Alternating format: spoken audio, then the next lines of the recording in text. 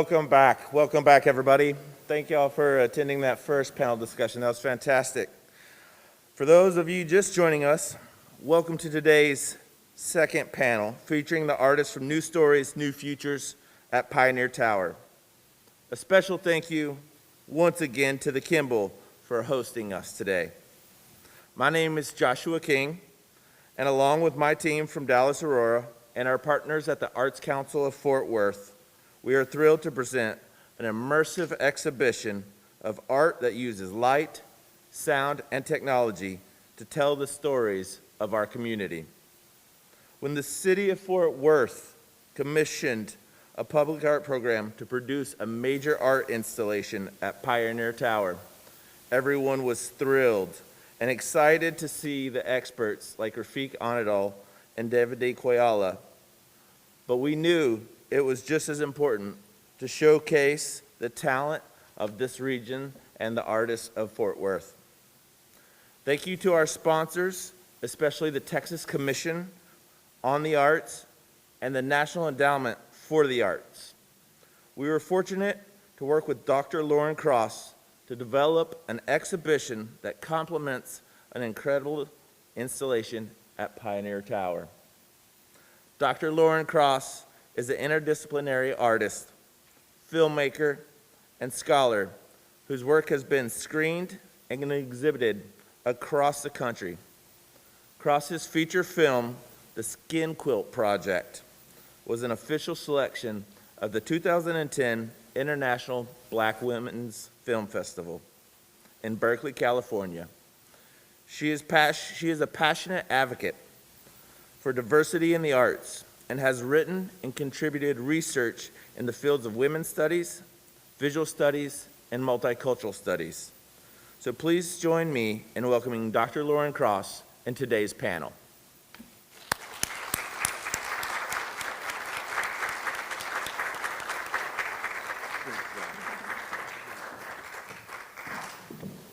Thank you, Joshua.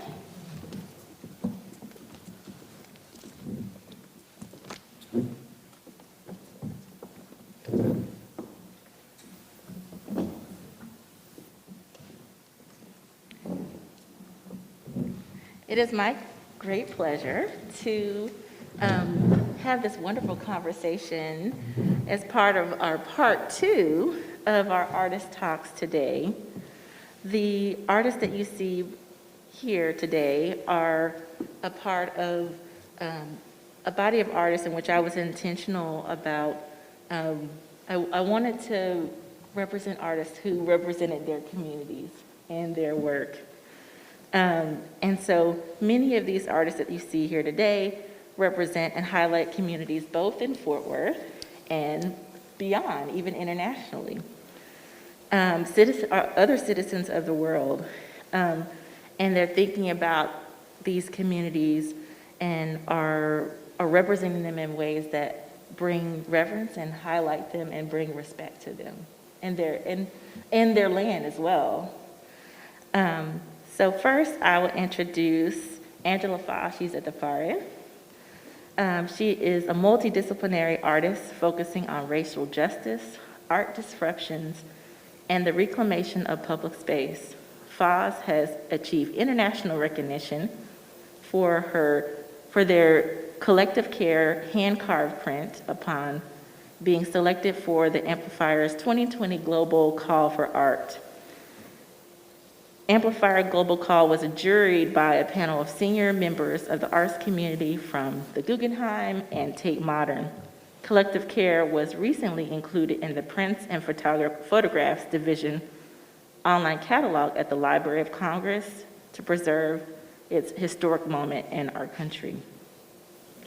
Faz's work in New Stories, New Futures is Water Has a Memory, Remembering, and that work is where the artist is asking the question, what might the West Fork and Clear Fork River bodies in Fort Worth remember when meeting the great Arcosa River, called the Trinity River, in Dallas? Faz's site-specific installation builds on her past work with the Future Monuments Project called Welcome to the Great Arcosa.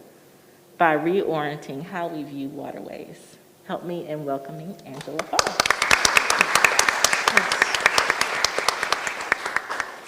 Next, I will introduce Raul Rodriguez. Raul Rodriguez is a photographer, artist, curator, and educator from Fort Worth, Texas, investigating communities and cultures like skateboarding, boxing, and lucha libre, as well as social justice topics linked to the Latino identity. Raul graduated with a BFA from the University of North Texas with a focus in photography.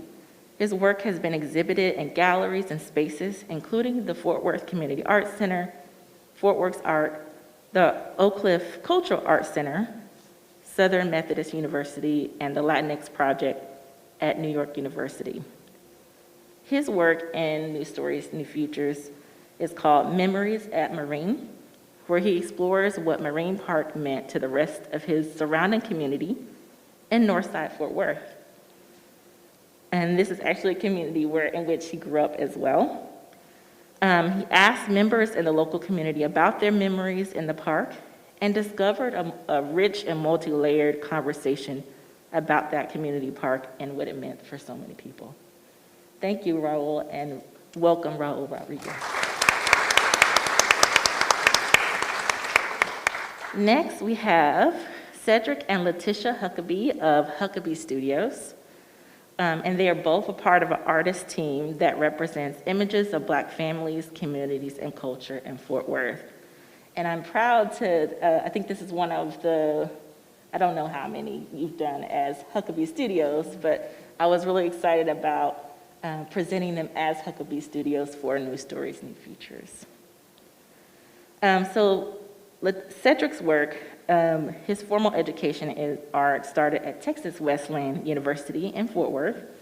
He then transferred to Boston University, where he received his BFA, and he has an extensive academic training in studio art and he's been a recipient of numerous prestigious awards, including a Guggenheim Award and a Joan Mitchell Foundation grant and a Louis Comfort Tiffany Award. For his graduate studies, he went to Yale University with his MFA, and most recently, he was named the Texas State Artist for 2018. His works are in many collections across the country and at the American Embassy in Namibia. His projection piece in New Stories, New Futures is called Contemplating Fred Roast, where he contemplates the 1921 lynching of Fort Worth native Fred Roast. And since there were no images of Mr. Rouse, the piece does not attempt to recreate his appearance. Instead, the recorded drawings in his installation depict various ages of Black men, starting with an older man and ending with a teenager. Like so many other cases, the artist reminds us that Fred's brutal murder could have been any person of color, even the artist's very own son, which he also depicts. And Latisha Huckaby, her work is included in several prestigious collections: the Library of Congress, the Art Museum of Southeast Texas, the Brandywine Workshop in Philadelphia, and the Samela Lewis Contemporary Art Collection at Scripps College in Claremont, California. She has also created public art projects around the DFW Metroplex, including the 4th Street Trailhead at Trinity River in Fort Worth, the LMA Chambly Branch Library in Fort Worth, and the Highland Hills Branch Library in Dallas. She has her bachelor's degree in photography from Lesley University, also one of my alma maters, and an MFA in photography from the University of North Texas. Leticia's installation in New Stories, New Futures is called Dawn Chorus, in which she features the collective voice of female artists and girls of color in the Dallas-Fort Worth Metroplex.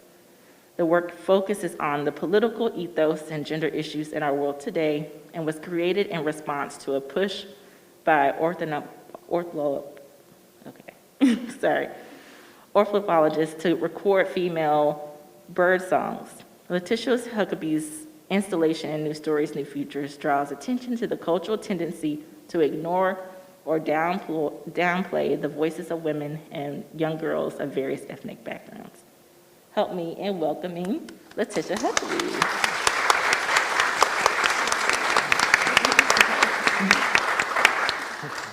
And I'm gonna get it right this time.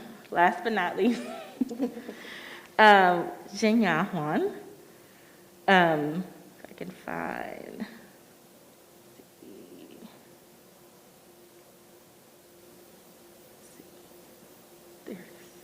This is what happens when you have a long document. JinYa Huang is an interdisciplinary artist exploring social impact at the intersection of equity, design, and social justice, especially for immigrant communities. She is the founder of Break Bread, Break Borders, a program at the intersection of community advocacy, food, culture, and storytelling, where refugee women are economically empowered by cooking for a living.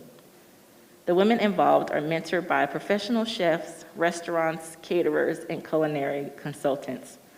She received her bachelor's degree in arts and humanities from the University of Texas at Dallas and has extensive experience as a public lecturer and contributor to both print and digital communications. Her work in New Stories, New Futures is called Your Lost Asian Sister, in which she invites viewers on an immigrant diaspora journey to discover Fort Worth's 3 international sister cities in Asia, China, Indonesia, and Japan, to promote interracial solidarity and to counter anti-Asian hate for collective social input. For her project, she invited global citizens to contribute an offering in solidarity by writing in traditional Chinese words she used to name Fort Worth with mindful intentions. Help me in welcoming JinYa Huang. And by the way, the characters that she created were meant to say, City of Good Fortune and Peace. So thank you, JinYa. Thanks. Okay, so when I was thinking of this panel, and I wanted it to be a little bit different, because I wanted to respect the different conversations that you all were having in your work. The thread that I saw for you all was an attention to representing communities in your work.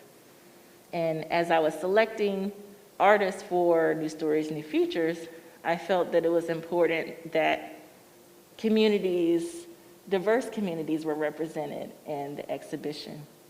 Recognizing that the goal of the Pioneer Tower Project was to represent a diverse body of communities, I wanted to ensure that that happened. And I wanted to ensure that in the exhibition, it happened in a real way. And I mean, in exhibitions, I knew that the Pioneer Tower was gonna be massive, and this exhibition allowed for certainly a large-scale experience, but also that opportunity to engage more personally in a work that is very direct and in your face. And so each of you and your work really do that, in the conversations that you're engaging with. You're specifically engaging with Black and Brown communities in your work, telling their histories that have sometimes been forgotten and undervalued and overlooked. So that was really, really important to me. And I was excited about the opportunity of really championing that type of work, especially in a project that really was championing community. So for me, what I'll ask a similar question that I asked the last panel, which is, what about this project drew you to it and made you motivated to want to be a part of the exhibition? You want to kick it off with Angie? Yes, and I'll start with Angie.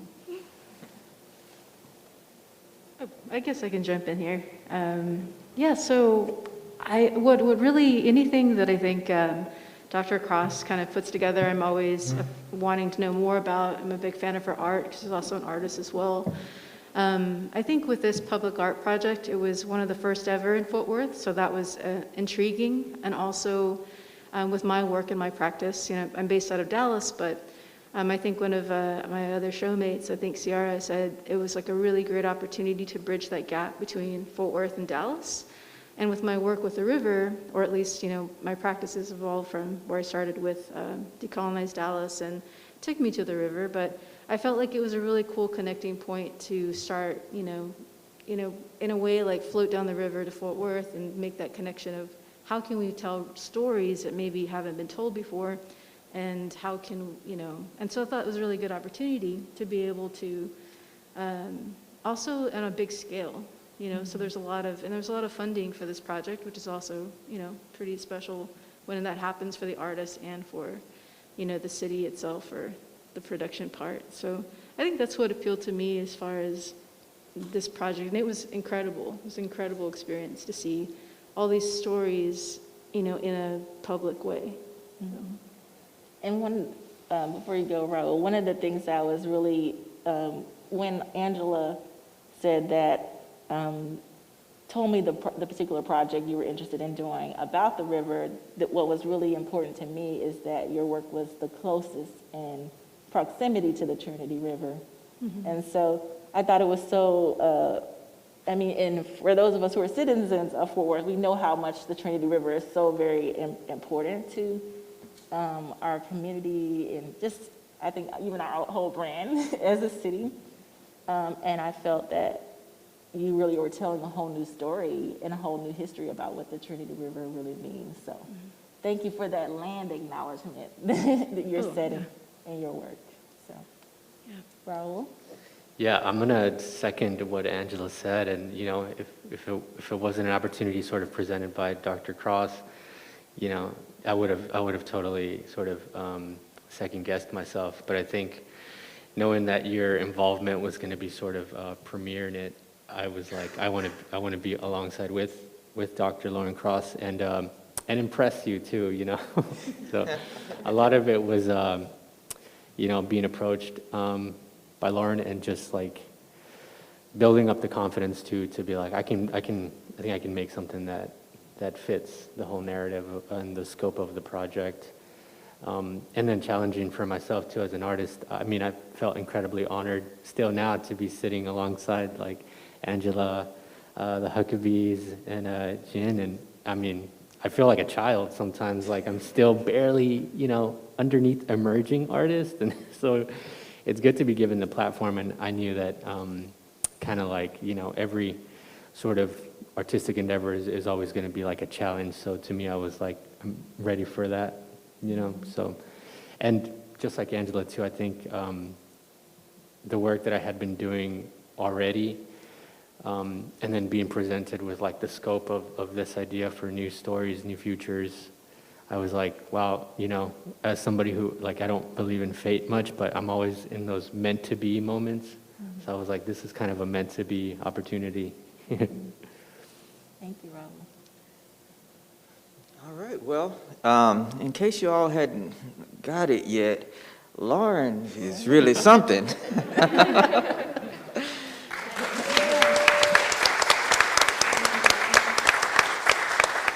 So, when Lauren steps out and she says, I'm doing something, and, could you, this is what I'm doing, and love for you to be a part of it, you really consider that. And so that's part of it, just like I'm with them, I'm with her. And so that's first off. And then second off, just the opportunity to sort of be a part of this local thing where I'm connected with other local artists who are commenting on the local community, really. I think that's I feel like every art opportunity, if there's other artists involved, it's always an opportunity to be connected with those other artists and to rub elbows with them, and just for us to kind of, there's a collective sort of story going on, and that opportunity to get to know these artists better, and it's also an opportunity to sit with their work, I look forward to it. I hadn't had the chance to just sit with every piece yet, but as the day goes along, like later today, I want to take that opportunity to like sit with each person's work and be able to be touched and be moved by that. And so just the opportunity to connect with the other artists. I knew it would be great because I didn't know who all the other artists would be, but I thought, you know, if Lauren is doing it, it's going to be the right artist and some interesting group. And so there's that, and then there's always you know, Fort Worth has never had a thing like this before. Aurora has been in Dallas, and we've seen that from Dallas, and we've gone over and visited that. But this as a thing that's similar but different, that's interesting to me. And to be a part of it, for me to be a part of it, being that, you know, I'm more of a traditional artist, it allows me to show sort of outside of my normal kind of realm, and all of that is interesting and exciting, and I like being, you know, like, who knows, I don't know if this is going to be a continual thing or if it was just now, but maybe it's one of the first of things to come, and it's great to, thank you. It's great to be one of those first artists or fish out of water, you know, so. Thank you, Cedric. Ditto. No, obviously Lauren gave a wonderful platform for us, but I've worked with Aurora before, and I knew they were going to make me look good, so I got a great platform, a team that's going to make me look good. How do you turn that down? You know? So there's that, and then also just seeing this panel and thinking about all the things that I've been blessed to do, to have this group and to be recognized in this way and have our work featured together, that's really special. That's a moment right there, you know, and that means a lot to me, just seeing that and feeling that love right here in Fort Worth is great and awesome, and I hope to see that continue into the future. So that's awesome. And that it was right here in Fort Worth. We live in Fort Worth, and we raise our kids here in Fort Worth. And like Cedric said, we've gone and visited Dallas and done a thing in Dallas with Aurora. It's really exciting to see it here. And it did feel a little different to me last night. It felt like Fort Worth was doing something. It didn't have the Dallas vibe to it. It had a Fort Worth vibe. And I kind of like that, you know, because I like living in Fort Worth. I like going to Dallas, but there's something very family and intimate about Fort Worth, and I felt like this version of Aurora, of New Futures, picked that up, right? And so that's really amazing. And then I'm not normally a projection artist. Only time I've been able to do that is with Aurora, and then the piece that I did here had a different iteration in Denver, but so it stretches me as an artist, and I learn, I relearn the importance of relying on others who know more than I do. And so that all of that is like great for an artist to continually put them in a situation where they're stretching and growing and learning new things. And so all of these reasons are why I agreed to be a part of this wonderful opportunity. So, thank you, everyone. My name is JinYa Huang, and it's really just an absolute honor to be here. Thank you, Fort Worth, for this opportunity. Thank you, Arts Council of Fort Worth, the Public Works, Aurora, and really just, I think as a social practice artist, I long to have opportunities and platforms like this to share our stories, and also as a servant leader to the communities, it's always amazing to see what it's like to have works that is done with the people, by the people, and for the people.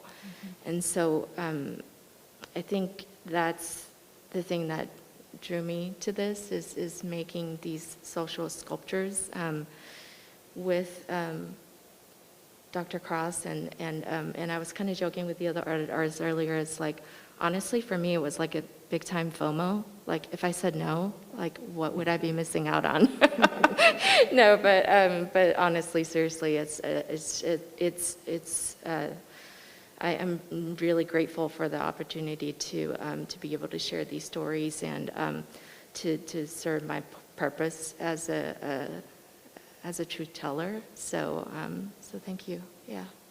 Thank you. So with the truth-telling piece, so many of you go through a process of learning, relearning, research, and that research can look different based on each of your approaches, but oftentimes it requires collaboration. It requires digging deep into like archives or looking at typographies and land and history, land over time, and all those types of, there's a lot of research is kind of what I'm getting at. So like, what particular process that you have to go through for this particular project?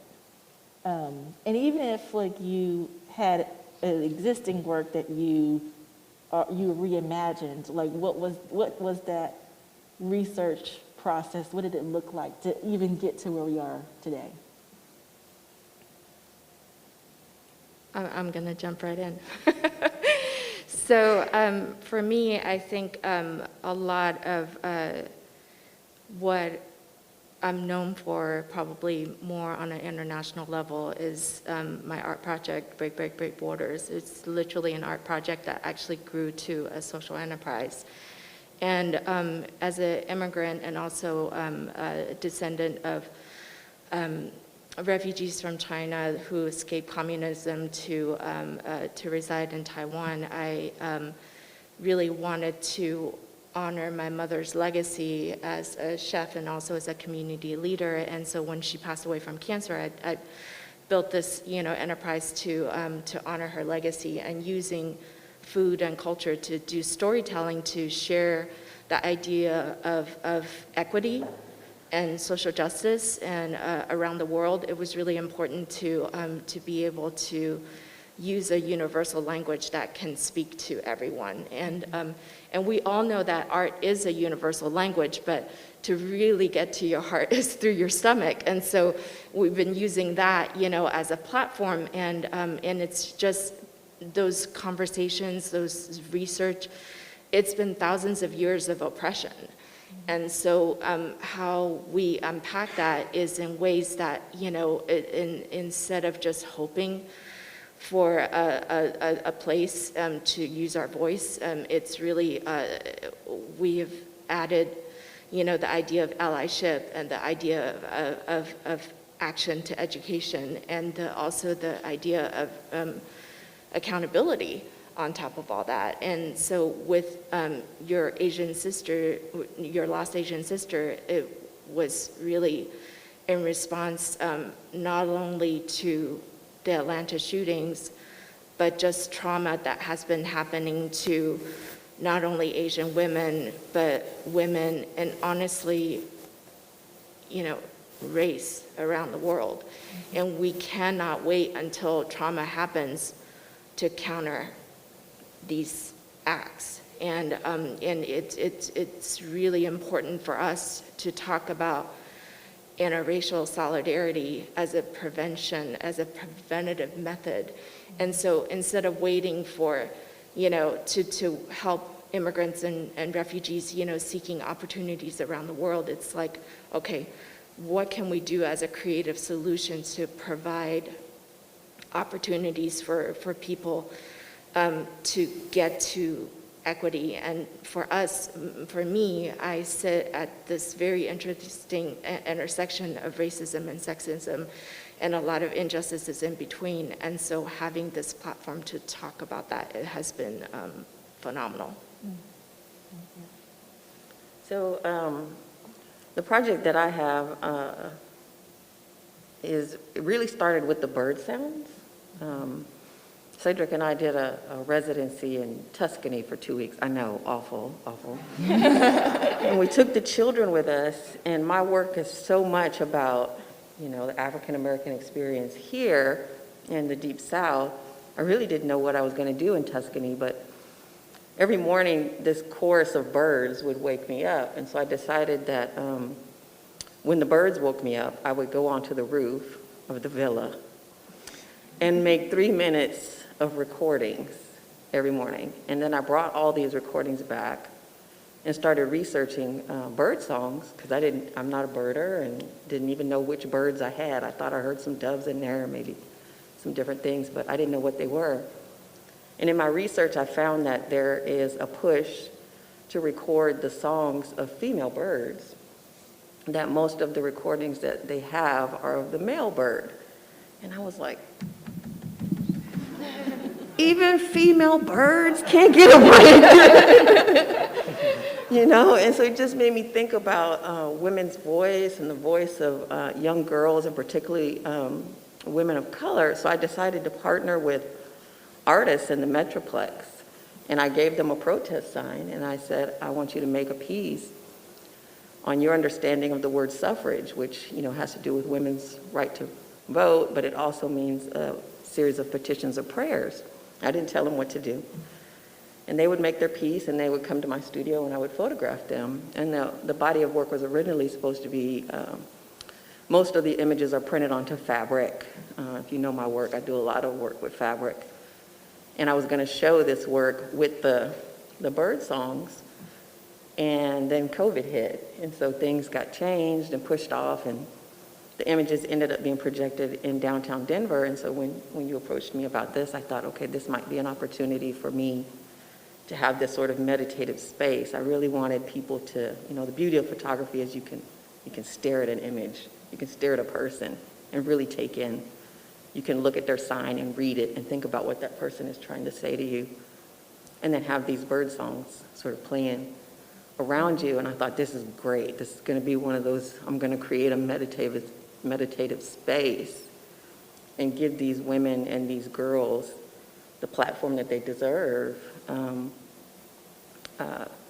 to talk about what's on their heart. And some of them talked about race issues, some of them talked about they're biracial and how they're perceived depending on if they wear their hair straight or curly, or even the young girls. I was surprised how woke they were, because they decided what to put on their signs, but just to have create this sort of meditative space in the middle of everything else that was going on. And then I think also it was a little bit of me trying to say, yeah, I work on fabric and I do installation, but I'm still a photographer. It was a moment of me to just be a straight shooter for a little bit and show these images just as like the straight shot, So that's where the research and the opportunity kind of laced in for me.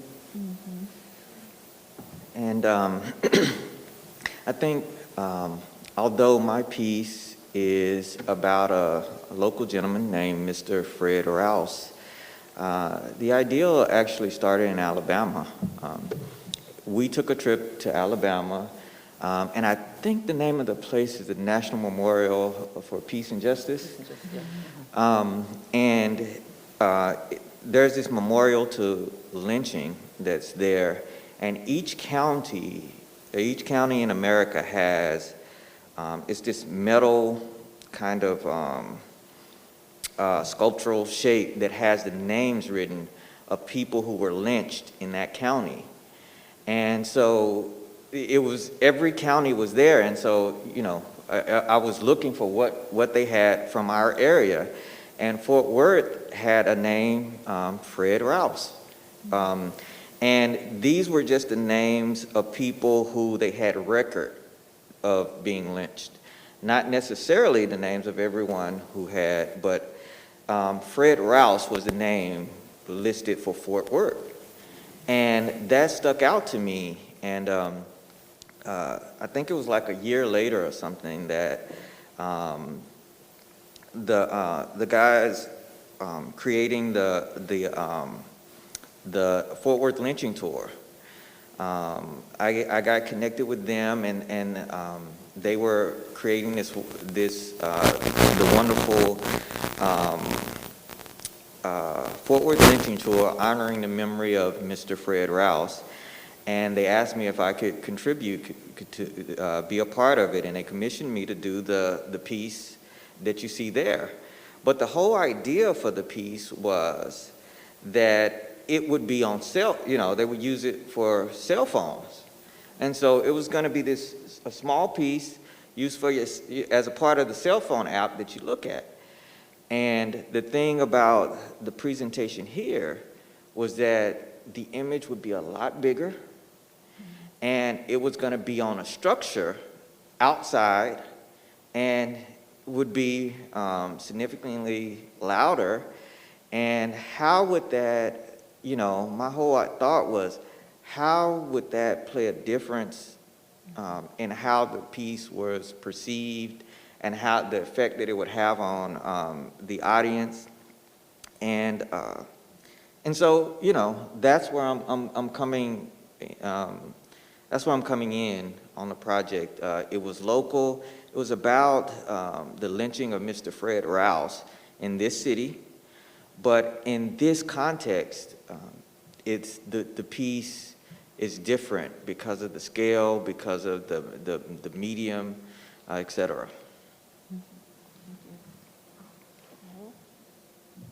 My piece, Memories at Marine, was also actually kind of inspired by local activity here in Fort Worth. The neighborhood that it's situated in is the Northside neighborhood, which I grew up in.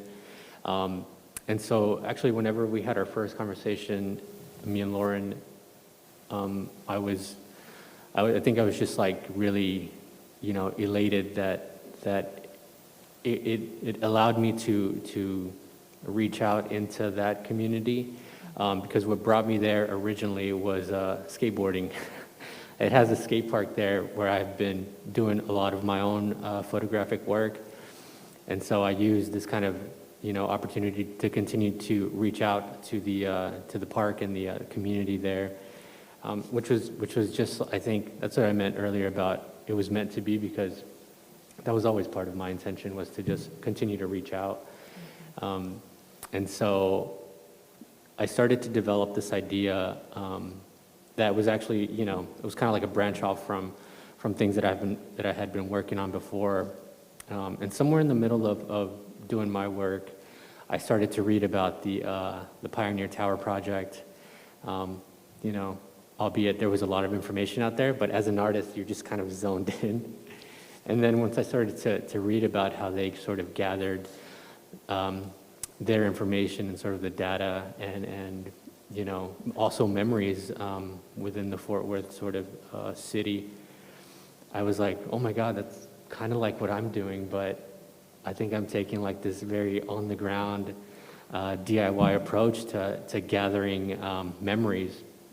So I reached out to the community there through social platforms and social media, and I'm part of this Facebook group with about 10,000 of these members, and I just kind of asked everybody, like, what does everybody remember about this place, Marine Park? What kind of recollections do you have there? And within like an hour, there was 60 responses to that. And so it was about like an answer a minute. And I mean, right away I was like, this is really tapping in, and I'm glad to have sort of reached out and gathered all these kind of like memories, right, in this very DIY approach. So my intention was to take those memories and not create any kind of individual storylines, but then create, just like the Pioneer Tower, kind of a collective remembrance of this place, Marine Park, for everybody. And then also go out into the world and kind of reinterpret what people were telling me about Marine Park, and go find these things that people remember about it that may not necessarily be there anymore. And then place that side by side with a sort of aerial view of the park, I think to kind of show that these things are still here, and it's just a matter of kind of like bringing them back, you know. And obviously, with art, we can do that because it's so, you know, it's like bringing that back. So yeah, it was. It just reminded me of the Pioneer Tower, and you know, I think as like an artist on the ground, I just really took to like a more grounded kind of approach to gathering information. I printed out all of the responses, and I just kind of like going through them. So it just made me like, I've always been a kind of a do-it-yourself, you know, artist, and something like that. It really, I think, reminded me, you know, that we can gather as much data, information as we want, but like it's about like sort of when you don't have all that kind of historical analysis or you know, a place like Marine Park isn't written in the history books, sometimes the history lies in just the memory that people have there. And so my work is kind of about that and that community, which I happen to have grown up into, so I have a lot of my own memories there. And yeah, it was just kind of great to take that on and create kind of a branch off from work that I had been doing at Marine Park, you know, which I think still has to be sort of uncovered and continue to be kind of uncovered. So. Thank you. Thank you. Yeah, I'm really enjoying hearing everyone's take on research, and to also echo kind of what Raul was talking about almost being like your own community historian. It's almost like we are, in underrepresented communities, usually it's kind of on us to kind of do the digging, you know, where's the representation, where are the people that look like me. But for my project for the River Remembering, you know, it started off in 2019, and I'm a community organizer, and I work with Our City, Our Future, and we created this list of demands for the city to consider to fund, you know, education and all the education and health and all these sorts of things. And one of the demands was to name the Arquicosa, rename it back to its original name. And you know, it's just the audacity to kind of pitch that to the city. We eventually got a task force created for that. Omar created an Arquicosa task force, and so we are making progress. So I really believe in the power of art to be able to call out some of these, you know, things that might necessarily go unnoticed. And as far as the research for that, so it started in 2019, Jerry Hawkins told me that Peter Simic wrote an article called Renaming the Great Arquicosa back to, you know, from the Trinity. And I just started thinking about that, and Teatro Dallas asked me to create like a future monument project. And since I was working in West Dallas, so I'm from Dallas, I thought one of the things about my neighborhood is that it's a super fun site. It's a site of, you know, environmental racism. There's a lead smelter there. And, you know, what struck me, I guess, this research from Decolonized Dallas, as thinking about place, I really started thinking about, you know, the river, you know, and how we enjoy the river. And then, you know, living in other places like in Vermont or, you know, going to Austin, you know, you float the river there. It's like safe. And what I noticed in my research when I was looking at Dallas, and you know, I had these leftover, I used to live in Vermont, and I had these leftover muck boots. And like, I thought, well, if I'm going to get into the Trinity, you know, because I wanted to, there isn't a lot of history for the indigenous people, right? So it's like, a lot of my research was to actually go to the river, like, and distill some of these memories. In a sense, you know, I took some jugs and went to the river, filled up my jugs of water, but I asked permission for this process to think about, you know, what is the water and how does it flow? And I anticipated the water to be really, really dirty, you know, and I pulled it out of the water, pulled these jugs out, almost fell in, was a little scared. I had a little cut on my foot, and I thought, what if I get an amoeba and I'm just gonna, you know, just like gonna die? But a little bit of my artist paranoia, I guess, but it was fine, I lived. But the water was actually pretty clear, and so what I did was I harvested, in a sense, collected memories from 7 locations to really, and I noticed I collected from White Settlement to here in Central Fort Worth, the Trinity Park, and then going down to Arlington, Grand Prairie, Irving, and also some of these places are really remote to really access the river. So I started thinking about that, like, and also that just led me down to another rabbit hole of researching access. And basically recreating what a memory, thinking about the river has memory. I mean, if there isn't a lot of historical context of how the memory of the river, or how it existed before, colonization or settlement, a lot of it was divining, those memories. And I know we had a conversation, Lauren and I, with, in our artist, one-on-one, and she mentioned the movie Frozen. I don't have the luxury of having children, I have nieces and nephews, but somehow I kind of missed it, even though you couldn't miss, what's that, that's Let It Go, like that was a big thing. So part of my research actually was watching Frozen 1 and 2, which I really enjoyed.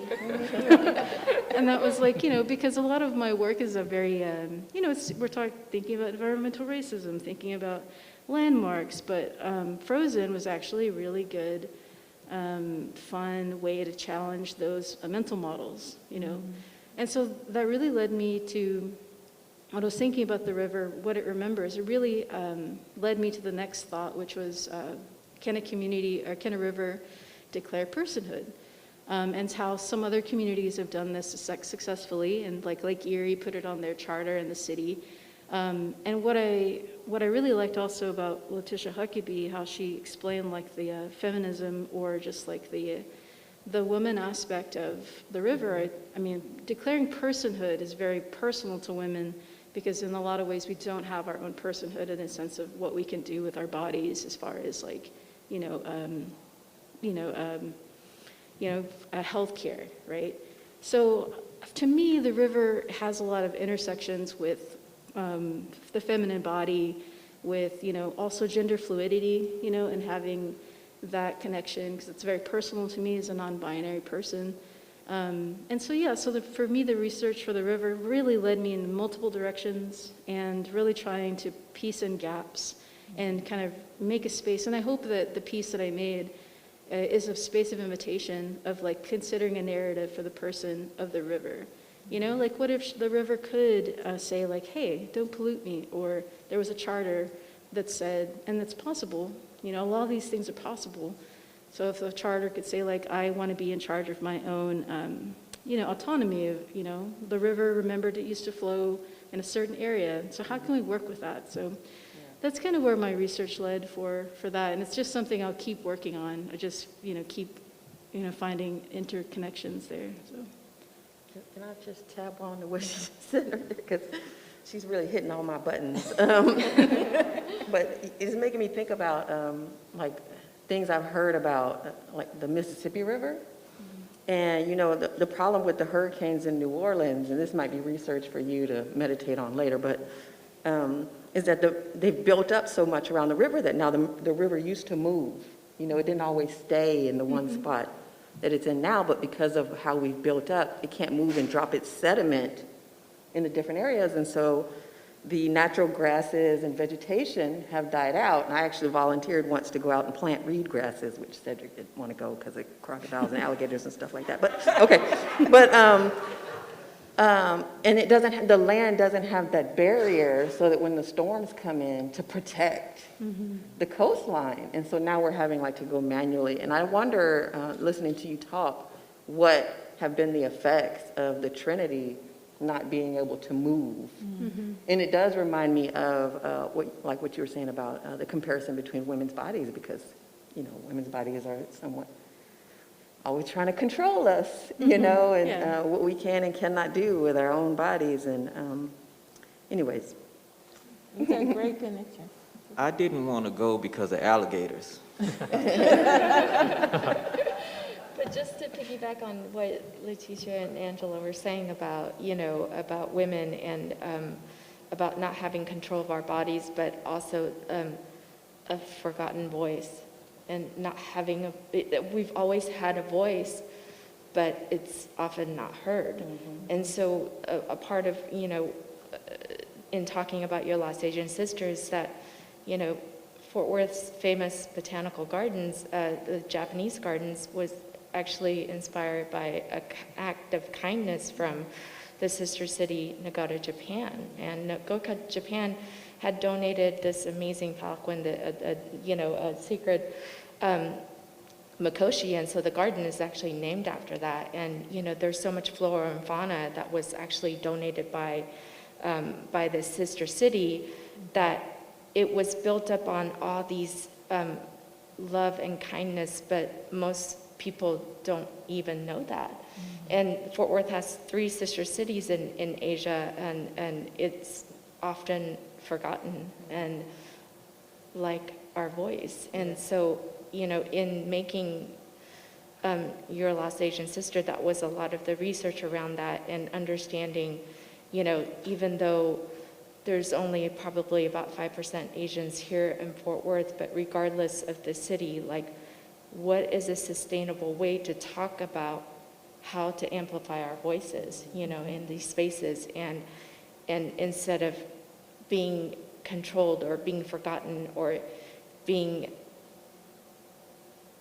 a zero, like how to become a shiro in these spaces. And that's why we wanted to really unpack that. And in your particular project, we were able to reach out to the Fort Worth Exactly, sister yes, cities and thank you for connect. making that connection. Yeah, Lauren was able to get the Arts Council of Fort Worth to reach out to the sister cities of Fort Worth International. And so in that outreach, we spoke to all the ambassadors here that, talked to all the different cities. And so in the piece, you do get to experience our Japanese sisters who contributed, and also our sisters in Toluca City in Mexico. And plus our sisters in Trier, Germany actually jumped in as well. And so that was really impactful, that collective sisterhood. Well, I don't know about you, but I can listen to all of you talk about your research. But I know that we're running out of time. Do we have some time for? We have reached the end of our time. I'm so sorry if anyone had a question. I'm sure y'all are probably going to be available for a little bit certainly tonight. Come back if you've already been. You're welcome to come again to New Stories, New Futures at Will Rogers Memorial Center. And the artists, y'all will be there, so definitely find them. Spend some time, keep picking their brains. There's a lot there, as you can tell, and really so much to enjoy. So thank you all so much for your time.